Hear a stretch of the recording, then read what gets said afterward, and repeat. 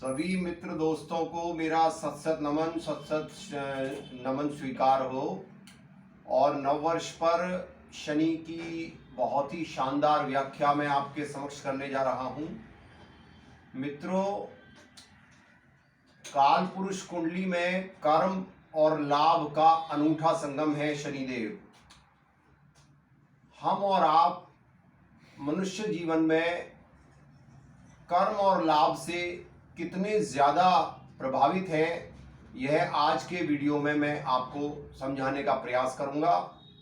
और जो मेरी वीडियो का थीम है कि जिन जातकों की कुंडली में राहु और शनि की या केतु की महादशा चल रही है, वह जातक भी आने वाले 2.5 वर्ष यानी कि 17 जनवरी 2023 से लेकर और दिसंबर 2025 तक आने वाले 2.5 वर्षों तक या 3 वर्षों तक भी मान सकते हैं, यहाँ शनि देव के कर्म और लाभ के अनूठे संगम से अछूते नहीं रहेंगे। मित्रों, कोई भी मनुष्य जब कोई कर्म करता है तो वह लाभ की आशा जरूर करता है। मनुष्य जीवन में कर्म और लाभ का अनूठा संगम है। हम और आप जब प्रातः काल उठते हैं तो सबसे पहले अपने नित्य क्रिया करने से पहले सबसे पहले हम ईश्वर को याद करते हैं। तो ईश्वर को भी हम तभी याद करते हैं जब हमारी यह अपेक्षा रहती है कि हे परमात्मा, हमारा पूरा दिन शुभ हो, हमारे सभी कार्य सुचारू रूप से शुभ हों। कोई भी व्यक्ति अशुभ की आशा नहीं करता। इसके पश्चात हम जब ब्रश करते हैं तो अपने दांतों को साफ करने के लिए, यानी कि जब हम कर्म कर रहे हैं तो उसमें लाभ जो है वह जुड़ा हुआ होता है। कोई भी पशु भी अगर कोई कर्म करता है तो उसके साथ भी लाभ जुड़ा हुआ होता है। इस संसार में जितने भी प्राणी वाहन पर या पैदल या किसी भी प्रकार से दौड़ लगा रहे हैं, सड़कों पर दौड़ रहे हैं या बसों में दौड़ रहे हैं या हवाई यात्रा कर रहे हैं, सभी कहीं ना कहीं लाभ से जुड़े हुए हैं। तो कहने का तात्पर्य है कि मेष लगन में काल पुरुष कुंडली में शनि कर्म और लाभ को प्रदर्शित करता है। कोई भी प्राणी मात्र कर्म करके लाभ की आशा जरूर रखता है, चाहे वह पशु हो चाहे वह प्राणी मात्र हो। कर्म के साथ लाभ का अनूठा संगम है।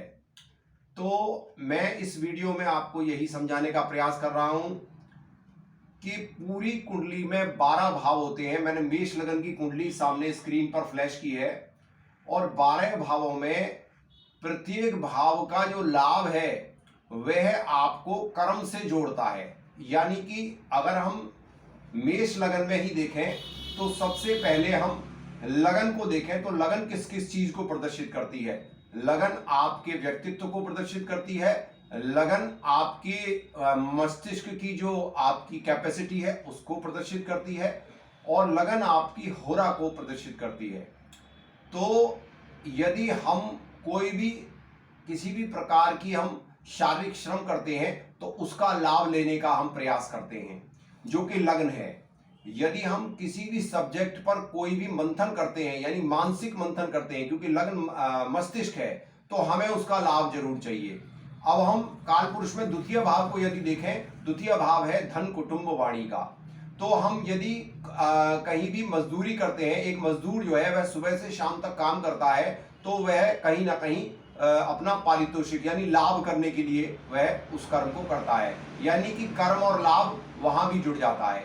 अब द्वितीय भाव कुटुंब का है, तो यदि हम अपने कुटुंब में भी कोई काम करते हैं तो अक्सर कहा जाता है कि आपको अपने परिवार से लाभ नहीं मिलेगा, यानी कि वहां भी कर्म और लाभ का अनूठा संगम हो गया।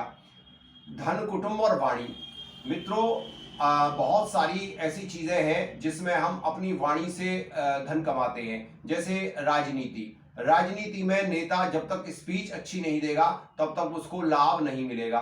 तो वाणी का भी संबंध कहीं ना कहीं लाभ से हो गया।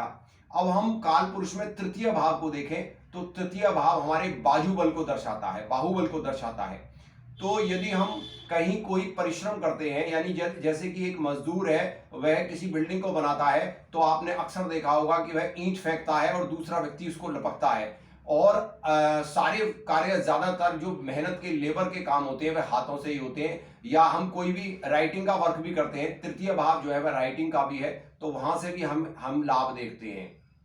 इसके अलावा तृतीय भाव जो है वह हमारे छोटे भाई बहनों का है, तो हम छोटे भाई बहनों से भी अपेक्षा करते हैं कि इनसे भी हमें लाभ प्राप्त हो।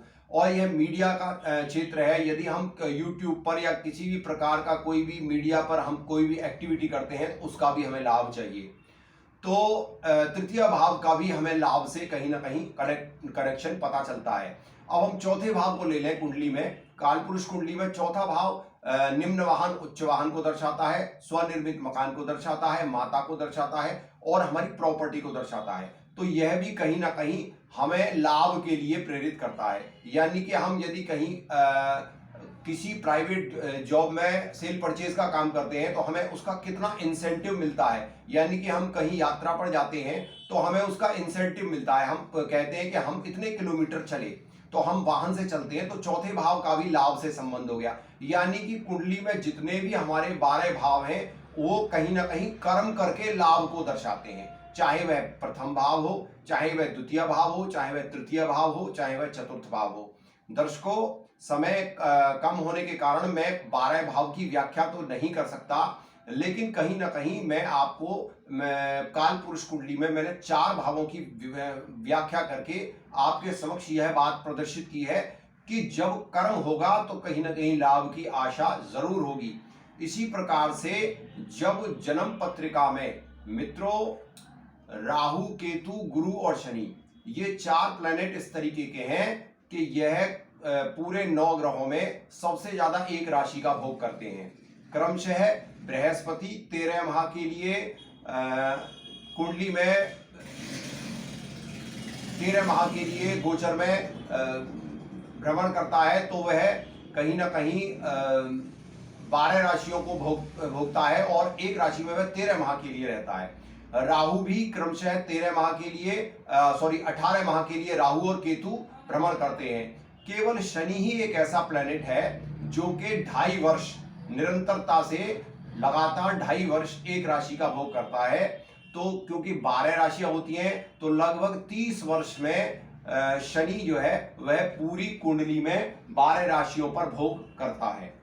तो यह जरूर माना जाएगा कि शनि जैसा ग्रह जो एक लंबी अवधि तक एक राशि का भोग करता है, यदि वह काल पुरुष में कर्म क्षेत्र का मालिक होकर लाभ में गोचर कर रहा है तो उसका गोचर कहीं ना कहीं बहुत ज्यादा इंपॉर्टेंट हो जाता है।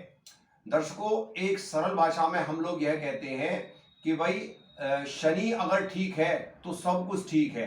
उसका तात्पर्य यह है कि किसी भी जनरली वे में कोई भी व्यक्ति आपको मिलता है तो यदि आप उससे यह पूछेंगे कि भाई आपकी जो इनकम है वह कितनी है, या इसके दूसरे मायने में आप इस तरीके से समझ सकते हैं कि आप कहीं भी जॉब करते हैं तो आप कहते हैं कि मेरी जो सैलरी बेस है यानी मेरा जो कर्म है वह इतना है और मेरी जो ओवर इनकम है वह इतनी है।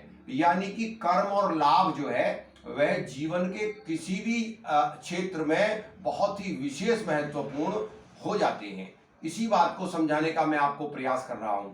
अब इसमें जो मैंने आपको अपना थीम दिया है उस पर चर्चा करते हैं कि राहु और केतु की जिनकी महादशा चल रही है उनके भी दिन अब इस 2.5 वर्षों में जब अपनी मूल त्रिकोण राशि में शनि गोचर करेंगे, तो क्योंकि शनि एक ऐसा ग्रह है जिसके इशारे पर राहु और केतु चलते हैं।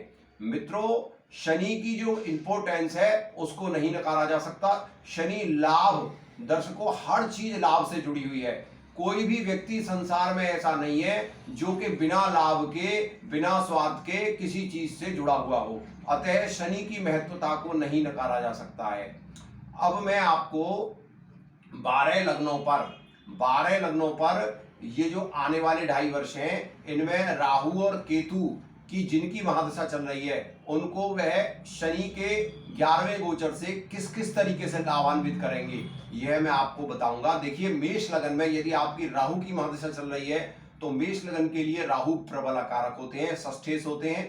परंतु क्योंकि शनि जो है उनका एजेंटी में उनके एजेंट है राहु केतु, तो इस अवधि में जब आपकी कुंडली में राहु की महादशा चल रही है, चाहे वह किसी भी राशि में, आपके किसी भी राशि में, मेष राशि से लेकर मीन राशि पर्यंत, यदि आप मेष लगन के हैं तो इन 2.5 वर्षों में आपको छठे भाव से संबंधित, वैसे तो राहु की कोई भी स्वतंत्र राशि नहीं होती, परंतु राहु को हम कन्या राशि में स्वग्रही मानते हैं। तो मेष राशि वालों के लिए यदि उनकी राहु की महादशा चल रही होगी तो उनको शनि जो है गोचर में 2.5 वर्षों तक स्वास्थ्य से, जो उनकी जो बीमारी चल रही थी उससे लाभान्वित करेंगे।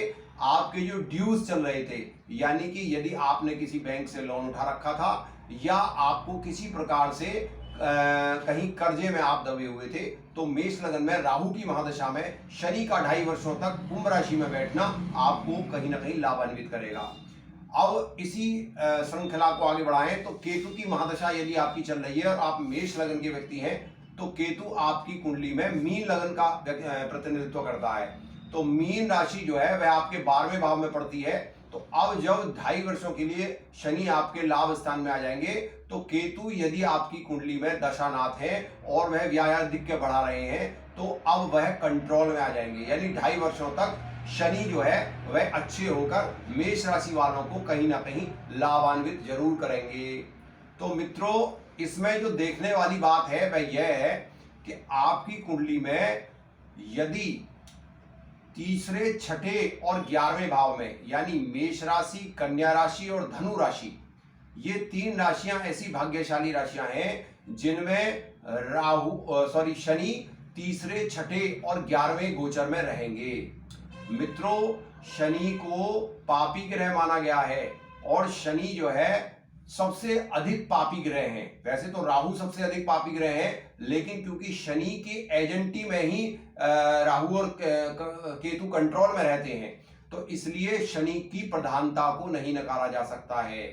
अतः मेष राशि वाले और धनु राशि वाले और जो है कन्या राशि वाले, मेष, कन्या और धनु राशि वाले, इन राशि वालों के राहु और केतु की अगर महादशा चल रही है तो वह 1 से लेके 12वें भाव में कितने ही ज्यादा नेगेटिव बैठे हों, लेकिन क्योंकि अब शनि उनकी कुंडली में बहुत ही शानदार प्लेसमेंट में आ गए हैं, अतः उनको अब राहु केतु की जो दशाएं हैं वह 2.5 वर्षों तक अनिष्ट फल नहीं दे पाएंगी।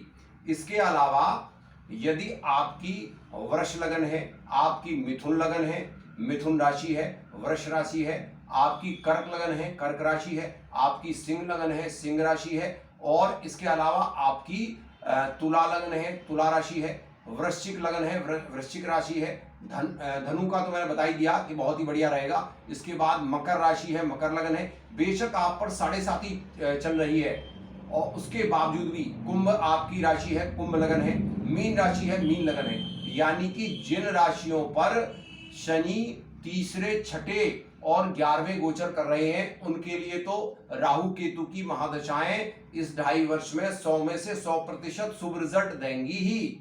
इसके अलावा जो अन्य 9 लग्नें और 9 राशियां बची, क्योंकि 12 राशियां होती हैं, तो 3 लग्नों और 3 राशियों के लिए तो राहु केतु की महादशा वाले अत्यंत प्रसन्न रहेंगे। 2.5 वर्षों तक उनको शरीर से, अपनी नौकरी से, अपने व्यापार से, अपने स्टेटस से, अपनी राजनीति से, अन्य अनेक क्षेत्रों से उनको लाभान्वित शनि करेंगे ही। इसके अलावा यदि आपकी अन्य लग्ने भी हैं जिनमें शनि चौथे भाव में, किसी में पंचम भाव में गोचर करेंगे, किसी में जो है अष्टम भाव में गोचर करेंगे, उनके लिए भी क्योंकि काल पुरुष में 11वां भाव, एकादश भाव जो है एक्टिवेट होने जा रहा है। जैसा कि मैंने आपको अभी बताया था अपने वीडियो के प्रारंभ में कि लाभ तो लाभ ही है भाई। कोई भी व्यक्ति यदि आप उससे पूछेंगे कि भाई आपको संतान से लाभ है, कोई कहेगा कि जो मुझे अपने शरीर से लाभ है, यानी शरीर से लाभ का मतलब है कि शरीर स्वस्थ है। और कोई कहेगा कि मुझे बिजनेस से लाभ है, कोई कहेगा जी मुझे नौकरी से लाभ है, कोई कहेगा जी मुझे यात्राओं से लाभ है, कोई कहेगा जी मुझे जो है पूजा पाठ से बहुत लाभ हो रहा है। यानी कि लाभ की जो व्याख्या है वह अत्यंत ही रमणीय और अत्यंत ही सौंदर्यवान है। लाभ तो लाभ ही है। लाभ की जो व्याख्या है वह कुछ शब्दों में नहीं उसको बांध सकते, वह बहुत ही लार्जेस्ट स्केल पर हो जाती है। लाभ तो लाभ ही है। अतः कोई भी शनि जैसा प्लैनेट जो कि 2.5 वर्षों के लिए एक राशि का भोग करता है, वह अगर लाभ स्थान में अपनी मूल त्रिकोण राशि में बैठा है तो उसकी भूरी भूरी प्रशंसा करनी चाहिए। तो मित्रों, जो भी आपकी 3 राशियां मैंने बताई हैं उनमें तो राहु केतु की महादशा बहुत अच्छी आपकी जाएगी ही। इसके अलावा जो शेष बची हुई 9 लग्नें और 9 राशियां हैं उनमें भी यदि आपकी राहु केतु की महादशा चल रही है तो आप 17 जनवरी 2023 से लेकर आने वाले 2.5 वर्षों तक बिल्कुल निश्चिंत हो जाएं। इसमें केवल अगर आपको छुटपुट समस्या होगी तो जब यह वक्री होंगे तब हो सकती है, लेकिन वह भी बहुत ज्यादा आपकी खराब नहीं जाएगी। उसका मेन कारण क्या है कि कालपुरुष कुंडली में जब कोई भी ग्रह यहां से वक्री होगा तो भी वह वक्री होकर अपनी पीछे वाली राशि का अफेक्ट देगा, यानी उसकी दोनों राशियां अपने होल्ड में रहेंगी। तो इस प्रकार जो है वक्री काल भी शनि का बहुत बुरा नहीं कहा जाएगा।